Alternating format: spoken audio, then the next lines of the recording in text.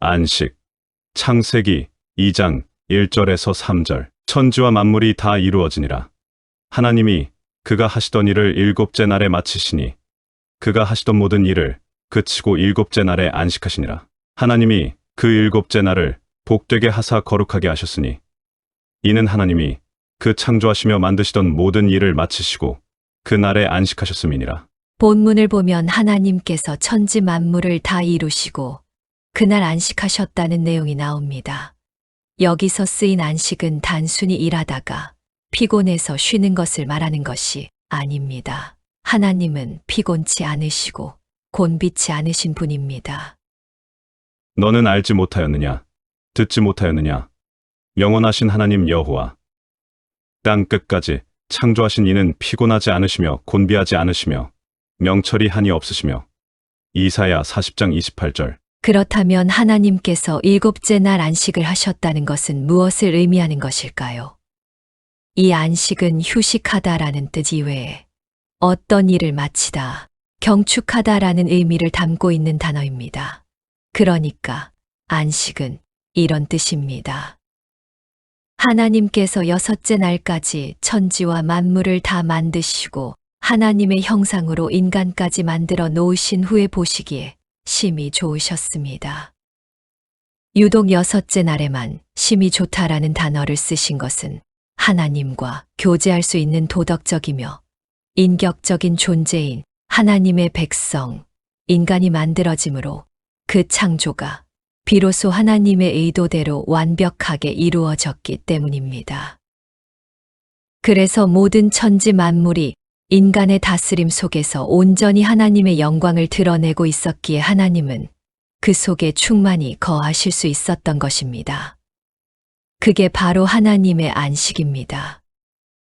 그러니까 하나님의 안식이라는 것은 단순히 일을 쉰다는 개념이 아니라 하나님의 하나님 되심, 다른 말로 하나님의 능력과 성품과 지혜가 충만하게 드러나고 발휘되어서 모든 만물이 하나님을 경배하고 찬양하며 그분께 순복하여 하나님께서 충만하게 거하실 상태가 되어 그들을 보호하고 유지하시면서 만족하게 그 처소에 거하시는 상태를 하나님의 안식이라고 하는 것입니다.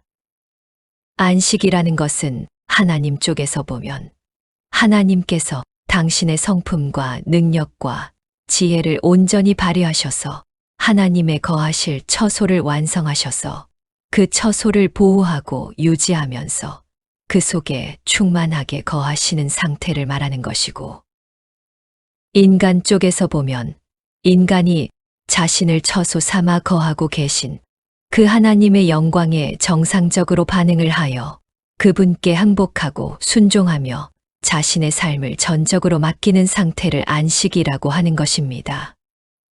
그것이 성경이 말하는 쉼, 안식인 것입니다.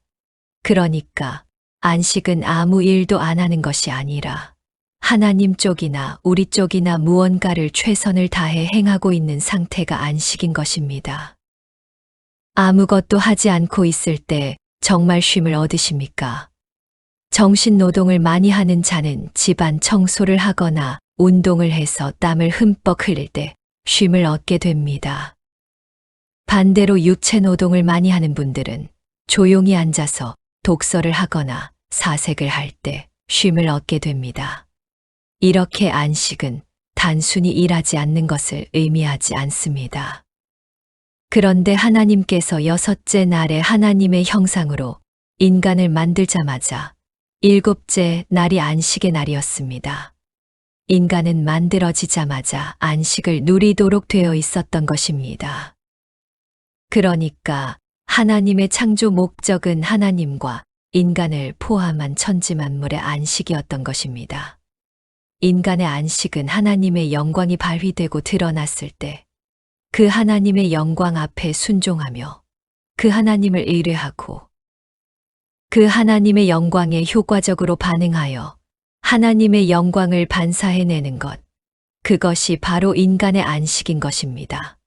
그리고 그러한 피조물 속에 하나님께서 안식하시며 거하시는 것입니다.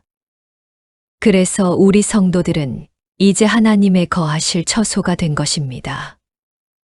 너희는 너희가 하나님의 성전인 것과 하나님의 성령이 너희 안에 계시는 것을 알지 못하느냐. 고린도전서 3장 16절. 주께서 백성을 인도하사 그들을 주의 기업의 산에 심으시리이다. 여호와여, 이는 주의 처소를 삼으시려고 예비하신 것이라. 주여, 이것이 주의 손으로 세우신 성소로소이다. 출애굽기 15장 17절. 하나님께서 우리 성도들을 구원하신 것은 하나님의 처소 삼으시기 위함입니다. 그래서 우리는 이미 하나님이 거하실 처소가 되었습니다. 하나님은 교회 안에서 안식을 하십니다. 그런데 그 처소가 아직 완성되지 않았습니다. 영적으로는 이미 완성이 되었지만 눈에 보이는 역사 속에서는 계속 지어져 가고 있는 것입니다. 주님께서도 승천하시면서 제자들에게 내가 처소를 예비하러 간다고 말씀하십니다. 그 말은 지금 주님께서 우리가 거할 천국을 짓고 계신다는 말이 아니라 당신이 올라가심으로 성령 하나님께서 내려오셔서 우리 안에 뚫고 들어와 우리를 하나님이 거하실 온전한 처소로 완성하실 것임을 천명하신 것입니다. 그래서 하나님은 그 참 안식을 위해 오늘도 열심히 일하고 계십니다. 우리의 처소됨을 위해 쉬지 않으시고 지금도 일을 하고 계십니다. 예수께서 그들에게 이르시되 내 아버지께서 이제까지 일하시니 나도 일한다 하시매. 요한복음 5장 17절. 그렇다면 그러한 하나님의 열심과 하늘의 비밀을 알고 있는 우리가 지금 해야 할 일이 무엇이겠습니까? 하나님께서 아들을 죽이면서까지 우리에게 주시고자 하신 그 안식을 누려야 합니다. 그리고 하나님이 안식하실 수 있는 처소로 잘 지어져 가야 합니다. 우리는 그 속에서 안식을 누릴 수 있는 것입니다. 그러면 우리 성도의 존재 목적은 하나님의 형상을 드러내는 삶을 사는 것이요. 하나님의 영광을 드러내는 삶을 사는 것입니다. 그럴 때 우리는 거룩한 삶을 살게 되는 것이며 그 거룩한 삶은 성도를 하나로 만들어 주게 되는 것이고 그 하나됨 속에서 보여지는 것이 바로 사랑이고 사랑하는 사람이 되면 자연스럽게 계명을 지키게 되는 것입니다. 왜냐하면 이제 나 중심이 아닌 하나님과 내 이웃 중심의 삶을 살게 되기 때문에 계명을 어길 이유가 없어지기 때문입니다.